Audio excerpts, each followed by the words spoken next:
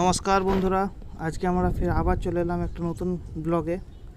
আপনারা দেখতেই পাচ্ছেন এটি একটি এসি 8.8 টিআর ডাক এসি কেরিয়ারের।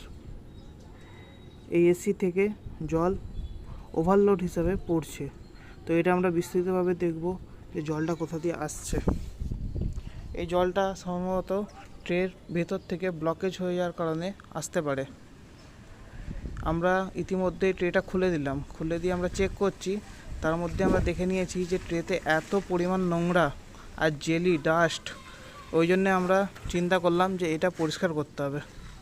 তাই আমরা প্রেসার পাম্পের মাধ্যমে এটা পরিষ্কার করার সিদ্ধান্ত নিলাম। পরিষ্কার করার পরে এরকম একটা পরিস্থিতি হয়েছে। আমরা পরিষ্কার করে দিয়েছি খুব সুন্দরভাবে, দেখতেই পাচ্ছেন আপনারা। এরপরে আমরা দেখতে পাচ্ছি যে পাইপ থেকে জলটা যাচ্ছে না, তাই কারণে আমরা কি করব, পাইপটা আমরা চেঞ্জ করতে বাধ্য। তাই আমরা পাইপ চেঞ্জ করার কারণে উদ্যোগ দিলাম। পাইপ একটা নিলাম 1 ইঞ্চি মোটা আর ইউপিভিসি পাইপ।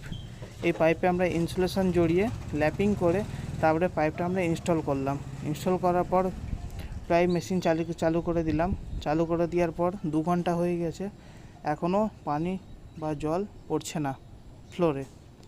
তারপরে দেখতেই পাচ্ছেন কাজটা কেমন হয়েছে, আপনারা দেখুন, দেখে আমাকে জানান।